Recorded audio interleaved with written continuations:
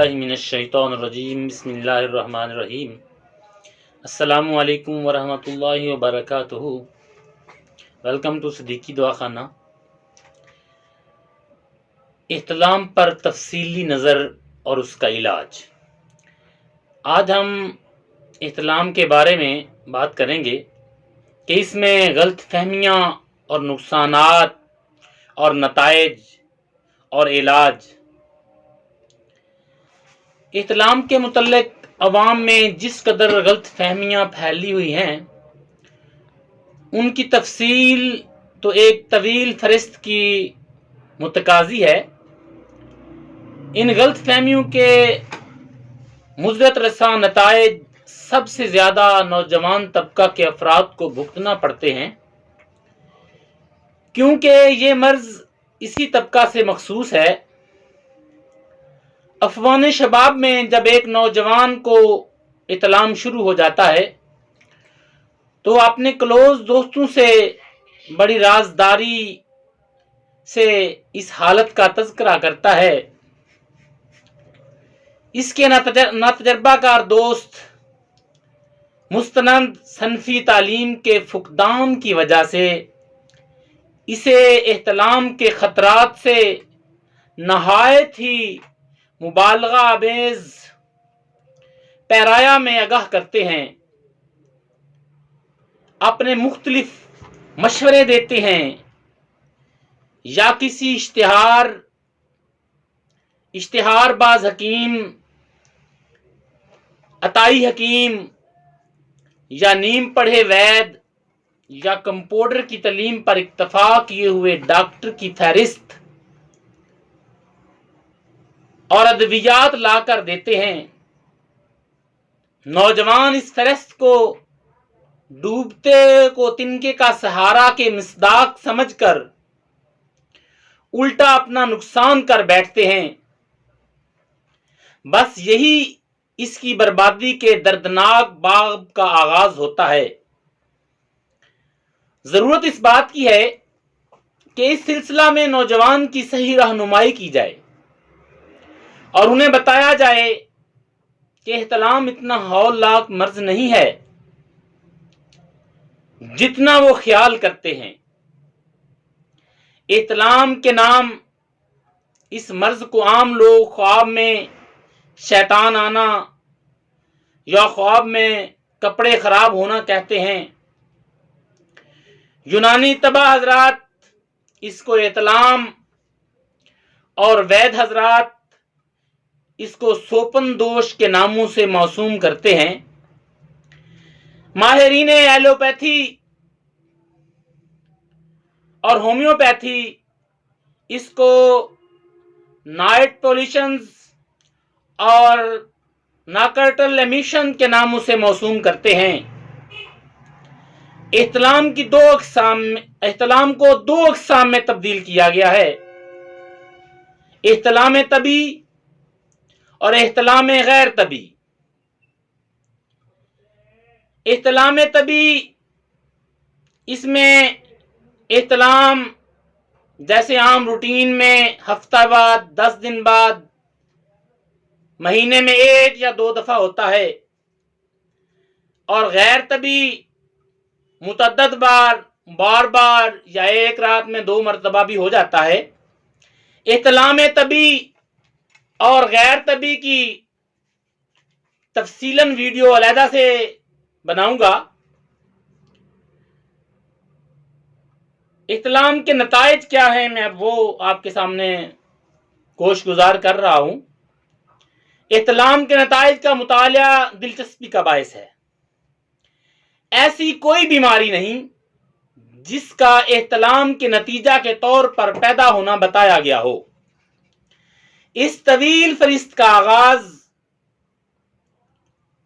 معمول زوت سے ہوتا ہے اور اس کا خاتمہ سلودک مرگی ایسی امراض پر ہوتا ہے۔ کہا جاتا ہے کہ احتلام سے اعضائے رئیسہ کمزور ہو جاتے ہیں، دماغ کے کمزور ہو جانے سے سر درد رہنے لگتا ہے، نسیان کا غلبہ ہو جاتا ہے، یعنی کہ بات بھول جانا کو نسیان کہتے ہیں، صدر اور دوار کے امراض پیدا ہوتے ہیں،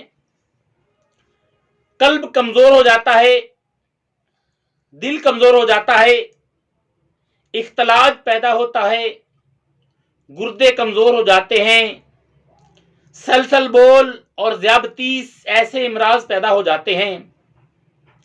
یہ ہے نہایت ہی مختصر فہرست اسلام کے نتائج کی۔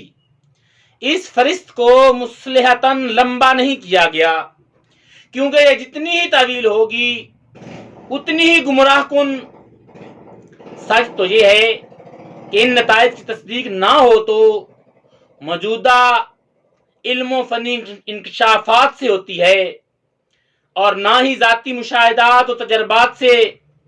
اسی لیے نوٹ کر لیجئے کہ احتلام طبی ایک قدرتی چیز ہے، اس لیے اس سے کوئی نقصان نہیں پہنچتا، یا نقصان پہنچا بھی ہے تو اس کے ذمہ دار وہ غلیظ خیالات ہیں جو اسے کان میں پھونک دیے گئے۔ احتلام غیر طبی سے اس وقت تک کوئی خاص نقصان نہیں پہنچتا جب تک اس سے جریان اور صورت انزال نہ پیدا ہو جائیں، لیکن چونکہ احتلام غیر طبی کے بعد جلد ہی جریان اور صورت انزال پیدا ہو جاتے ہیں، اس لیے احتلام غیر طبی کا علاج توجہ سے کسی لائق حکیم سے فوراً کروانا چاہیے، ورنہ اس حالت میں بھی تساہل سے کام لیا گیا تو پھر علاج کا سودا ذرا مہنگا پڑے گا، کیونکہ صورت انزال کا اصول علاج ذرا ٹیڑھی کھیر ہے۔ ہاں، احتلام غیر طبی سے ضرور جسم کو نقصان پہنچتا ہے، کیونکہ اعضائے ہضم اپنے افعال کو درست طریقہ پر انجام نہیں دیتے۔ جب بدن کو بدل نہیں پہنچے گا تو ضرور نقصان پہنچے گا، لیکن اگر احتلام طبی انتہائی صورت اختیار نہ کرے تو یقیناً اصول علاج ہے، اس کے نقصانات کو رفع کیا جا سکتا ہے۔ اصول علاج تو یہ ہے کہ اس مرض کے اسباب معلوم کر کے نسخہ تجویز کیا جائے۔ میں کامل وثوق کے ساتھ کہہ سکتا ہوں کہ اگر مندرجہ بالا تدابیر کچھ عرصہ دیانتداری کے ساتھ عمل کیا جائے تو جہاں گلستان صحت میں بہار کی سی رنگینی پیدا ہو جانا یقینی ہے، وہاں کثرت احتلام کی شکایت بھی بغیر دواؤں کے استعمال کے ہی رفع ہو جاتی ہے۔ تاہم کئی مریض ایسے بھی مریض ہوتے ہیں جنہیں یا تو دواؤں کی ضرورت اس لیے ہوتی ہے کہ انہیں بغیر استعمال دوا یقین ہی نہیں آتا کہ ان کا مرض محض دوسری تدابیر سے ہی رفع ہو جائے گا، یا دوائی کی ضرورت اس لیے پڑتی ہے کہ ان کو زیادہ مرض ہو جاتا ہے یا ان کی حالت بہت بگڑی ہوتی ہے۔ بہرحال کچھ بھی ہو، یہ بلا خوف و تردید کہا جا سکتا ہے کہ مندرجہ بالا ہدایات پر عمل کرنے کے بغیر اگر آپ چاہیں کہ فقط ادویہ کے استعمال سے کثرت احتلام کی شکایت دور ہو جائے تو یہ قطعی طور پر ناممکن ہے۔ میں یہ تسلیم کرتا ہوں کہ بعض دوائیں ایسی بھی ہیں جن سے متذکرہ بالا ہدایات پر عمل کرنے کی صورت میں بھی احتلام رفع ہو سکتا ہے، مگر وہ دوائیں صرف احتلام کو ہی دور نہیں کرتی بلکہ قوت با ایسی نعمت غیر مترکبہ سے محروم کر دیتی ہیں۔ اس لیے ایسی دواؤں سے احتلام کو اگر فائدہ ہوا بھی تو کیا خاک ہوا۔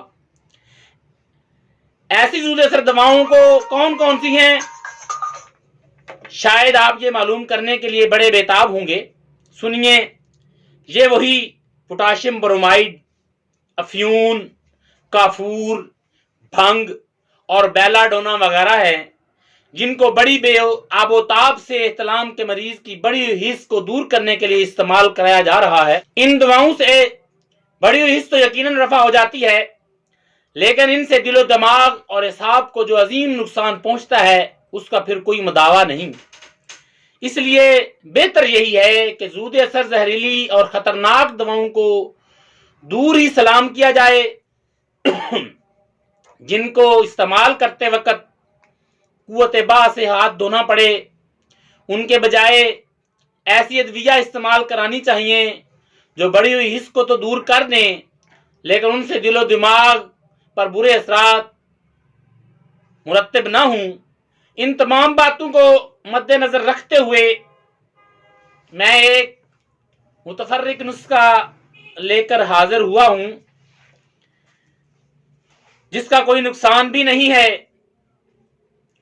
اور احتلام کے لیے سود مند بھی ثابت ہوگا۔ اسگند ناگوری نسخہ نوٹ فرما لیں۔ اسگند ناگوری ایک حصہ، بداری کند ایک حصہ، چینی 2 حصے۔ تمام چیزوں کو علیحدہ علیحدہ پیس کر آپس میں ملائیں اور بحفاظت شیشی میں رکھیں ترکیب استعمال 6 ماشا سے 1 تولہ تک حسب ضرورت استعمال کریں، یعنی کہ 13-14 سال کا جو مریض ہے وہ 6 ماشا، اس سے زیادہ اگر جسامت زیادہ ہے یا عمر زیادہ ہے اس حساب سے 1 تولہ تک اس کی روزانہ کی خوراک ہے۔ اگر جسم سرخ و سفید ہو تو ہمراہ آب تازہ استعمال کریں، اور اگر چہرے پر ہوائیاں اڑتی ہوں تو گائے کے دودھ کے ساتھ صبح و شام استعمال کریں۔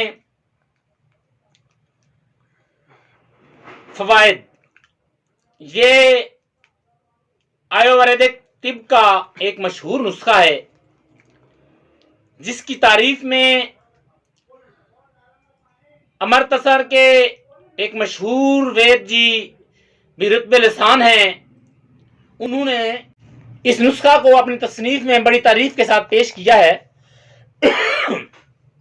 احتلام کے مریضوں کے لیے فی الحقیقت ایک مؤثر شے ہے۔